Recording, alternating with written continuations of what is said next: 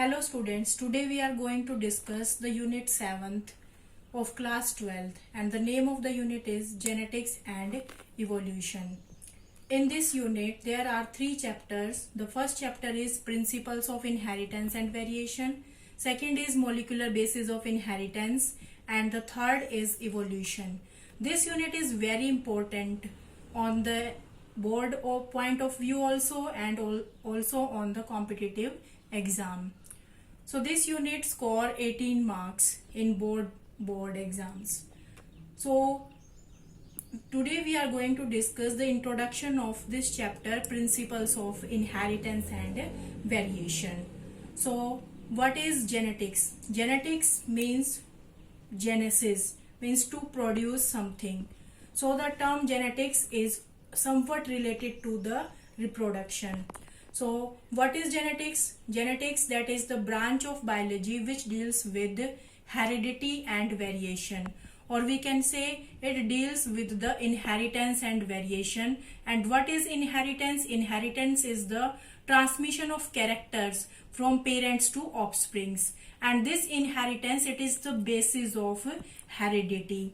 Suppose there is the father and the mother, and if the mother have the straight hair and the father have the curly hair, so these are the characters, types of hair, these are the characters, and these can transfer to their offsprings. Now what is variation? Variation means the difference, or we can say it is the degree of difference.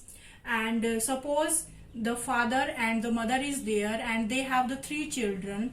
In the 3 children, one girl have the curly hair, the boy have the straight hair, but the third girl not having the curly and not having the straight but having the wavy hairs. So that is the difference, we can say.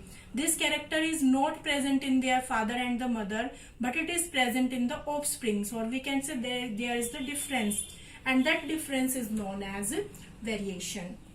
So I think you understood what is variation and what is inheritance. Inheritance, it is the transmission of characters from parents to offsprings, and what is variation? It is the degree of difference in the offsprings that produce from the parents. And this variation also helpful for the organism to survive in adverse condition.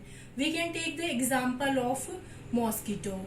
When we are spraying DDTs on the pond water, then mostly the larvae of the mosquito die, but some will survive because they have the variation. So this variation helpful for the organism to survive in the adverse condition. So this term genetics was given by Batson.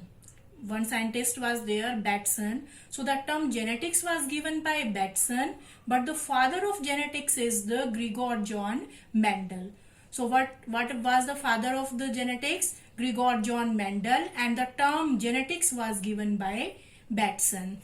Next, the father of modern genetics. This Batson was also known as the father of modern genetics. And the father of experimental genetics, that is the Morgan. And the father of the human genetics, we can say that is the A. Gerold. And this scientist also gave the first metabolic disorder, that is alkaptonuria. This urea is related to the urine. So this is the first metabolic disorder that was discovered by A. Gerold, and this A. Gerold also known as the father of human genetics. So I think you understood father of genetics, that is the Gregor John Mendel. The term genetics was given by Batson, and it is also known as the father of modern genetics. And father of experimental genetics, Morgan. Father of human genetics, A. Gerold. And it also gave the first metabolic disorder, alkaptonuria. So that is about the inheritance and the variation. So that is related to the reproduction. So before the study of the Gregor John Mendel, 8000 to 1000 BC. BC means before Christ. At that time also people know about the, you can say, the transmission of the characters, how the character transfer from parents to offspring. So And this genetics, that is the basis of the sexual reproduction, because during sexual reproduction there is the variation takes place.